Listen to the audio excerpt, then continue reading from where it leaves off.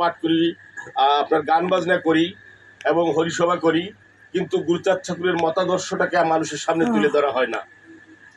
আজকে আমি হরিযাত্রা গুরুযাত্রা অভিনয় করি, সেখানেও দেখেছি একটা করুণ কল্প কাহিনী নিয়ে মানুষকে কিভাবে কাঁদানো যায় সেই পথটাকে আমরা অবলম্বন করি।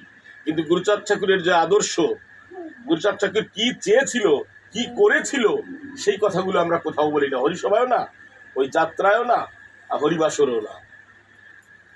আমাদের সেই কথাগুলো আমাদের জানা উচিত যে হরিচাঁদ ঠাকুর একটি অনাবাদী জমিকে পরিষ্কার পরিচ্ছন্ন করে সমস্ত নির্যাতিত মানুষকে একটি পতাকা তলে রেখে উনি ওনার সকল সত্তা, ওনার সকল শক্তি গুরুচাঁদকে দিয়ে উনি লীলা সম্বরণ করেছেন।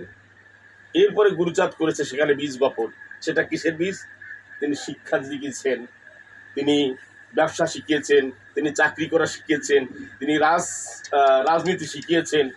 এমন কোনো জায়গা নাই যে যেখানে তিনি কাজ করেননি। আমি এই প্রসঙ্গে ছোট্ট একটা কথা বলতে চাই, একটি গল্পের মতো, সেটি বাস্তবধর্মী। ধৃতকান্দিতে গিরিশ ঘোষ নাম করে কাঠ ব্যবসায়ী ছিল, অনেক ধনী লোক, অনেক বড় লোক। তিনি একদিন গুরুচাঁদ ঠাকুরের কাছে আসলেন, এসে বললেন যে ঠাকুর, আমি এমন কি কাজ করলে মানুষ আমারে সারা জীবন মনে রাখবে, আমি মরার পরও মনে রাখবে, আমি এমন একটি কাজ করতে চাই। তা গুরুচাঁদ ঠাকুর বললো যে ঠিক আছে, তোমার যখন এমন একটি মন আসছে হয়েছে, তা তুমি সেই কাজটি করো। কি? তুমি তোমার গ্রামে একটি পাঠশালা স্কুল করো। গিরিশ ঘোষ রাজি হলো। উনি ওখানে একটি ঘর তুলে একজন শিক্ষক রেখে পাঠশালা স্কুল করলেন। এটা শীত মৌসুমে, অর্থাৎ জানুয়ারি ফেব্রুয়ারির দিকে। ভাদ্র মাসে একজন এসে বলছে ঠাকুর, গুরুচাঁদ ঠাকুরের, ঠাকুর তোমার সেই স্কুল তো নাই। স্কুল নাই মানে? তো উনি গেলেন, গুরুচাঁদ ঠাকুর গেলেন, যে দেখলেন শূন্য ভিটা, সে মাস্টারও নাই, সে ঘরের চালাও নাই, সে বেঞ্চিও নাই, কিচ্ছু নাই, মাস্টার একবার স্কুল উদাও। কি হলো ব্যাপারটা? গিরিশ ঘোষকে হায়ার কাস্ট কিছু মানুষ পরামর্শ দিছে, তুমি যেখানে স্কুল করছো ওখানে লেখাপড়া শিখবে নমশূদ্রের ছেলেরা, তোমার ওই স্কুল করায় তোমার কি লাভ হলো? ওই স্কুল ওখানে করার দরকার নাই, স্কুল নিয়ে এসে ভুক্রতারাল যেখানে হায়ার কাস্ট আছে, ওই স্কুল রাতের অন্ধকারে ভাদ্র মাসে দিন স্কুল পার করে নিয়ে গেল ভুক্রতারাল। খুব ব্যথা পেলেন গুরুচাঁদ ঠাকুর, খুব হতাশ হলেন। উনি নিরুপায় হয়ে একদিন কলকাতায় ব্যবসা করতেন, গিরিশ ঘোষ কাঠের ব্যবসা, উনি ওখানে গেলেন। যাই গিরিশ ঘোষকে বললেন যে কি কাজটা করলে তুমি? স্কুলটা নিয়ে গেলে ওখান থেকে, তুমি স্কুলটা ফিরাই দাও, অনুরোধ করলেন। তনু বলল না, ও নবসূত্র গেলে ছেলে পেলে ও লেখাপড়া শিখে আমার কি হবে, আমি স্কুল তো নষ্ট করিনি, স্কুলে আমি ফুকুরা তারাই নিয়ে এসছি।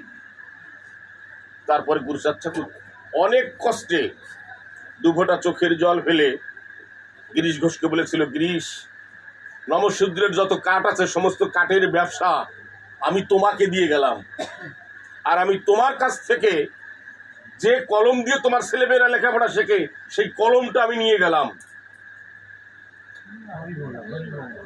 সেই কলমটা আমি নিয়ে গেলাম। তুমি দেখো গিরিশ, একদিন তোমাদের চাইতে এই সম্প্রদায়ের মানুষ লেখাপড়া শিক্ষা দীক্ষায় অনেক অনেক এগিয়ে থাকবে। এবং গুরুচাঁদ ঠাকুর জীবদ্দশায় সে কাজটি করে গিয়েছিলেন।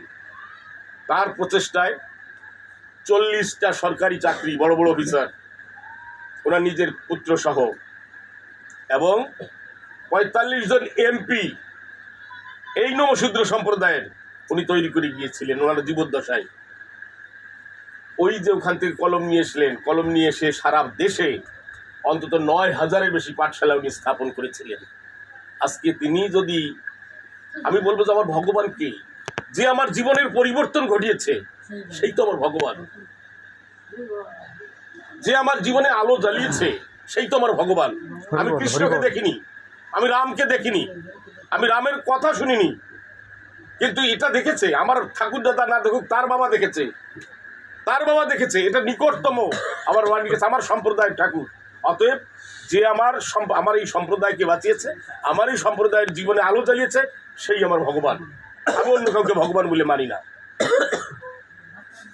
আমি কোনো হিংসার কথা বলছি না, আমি আমার নিজের জীবনের একটি বাস্তবধর্মী কথা বলি। আমার মা একটি মতুয়া পরিবারের সন্তান ছিল, এবং আমি যে পরিমণ্ডলে জন্মগ্রহণ করেছি এখনো আমার বাড়িতে সমস্ত লোকগুলো হচ্ছে কৃষ্ণ ভক্ত। সমস্ত মানুষগুলো আমার বাড়িতে কৃষ্ণ ভক্ত। আমার বাড়িতে যদি কেউ যেয়ে থাকেন, গোবিন্দ মন্দির আছে, এখনো গোবিন্দর সেবা পুজো হয় সেখানে।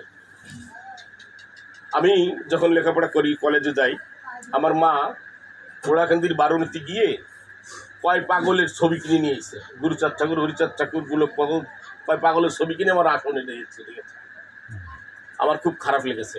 আমি হলো কৃষ্ণ ভক্ত, আমি গোবিন্দ ভক্ত। আমার মা আসনে এসে, আমার মা তুমি ওইগুলো সরাবা না, আমি ফেলাই দেবো। মা খুব কষ্ট পাইল আমার কথা। মা ধীর রাত্রি টোকলা নিয়ে হরিসভায় যায়। আমি তুমি কোথায় যাও? হরিসভায় যাও কেন? একাদশী সবাই যাবা, আমরা কৃষ্ণ ভক্ত, তুমি ওখানে যাও কেন? আমি মাকে বলেছি। তখন একদিন মা সহ্য করতে না পেরে চোখের জল ফেলে আমাকে একটা কথা বলেছিল, তুই আজকে আমাকে হরিসভায় যেতে বারণ দিস না, তুই আজকে ঠাকুরের ছবি আসলে রাখতে এবার বারণ দিস না, তোর এমন একদিন আসবে ওই ঠাকুরের ছবি তুই নিজে হাতে আসলে প্রতিষ্ঠিত করবি, এবং একদিন এই হরিচাঁদ গুরুচাঁদের জন্য তুই পাগল হবি। আমার মায়ের সেই অভিশাপে আজকে আমি হরিভক্ত। হরিবল হরিবল হরিবল। কেন আমি ওই কথাটা আমার ওই কথার জন্যই হয়েছি তা না। আমি যখন লেখাপড়া শেষ করে কর্মজীবনে পদার্পণ করে শাস্ত্র পড়া শুরু করেছি, আমি নীলামৃত, গুরুচাঁদ চরিত পড়েছি, বারবার বিভিন্ন বই গ্রন্থ পড়ে দেখেছি যে আমার সাক্ষাৎ ভগবান সেই, যে আমার জীবনে আলো জ্বালিয়েছে, যে এই সম্প্রদায়টাকে একটি অশান্ত সমুদ্র থেকে একটি শান্ত সমুদ্রে আমাদের আনয়ন করেছে, সেই আমার দেবতা, সেই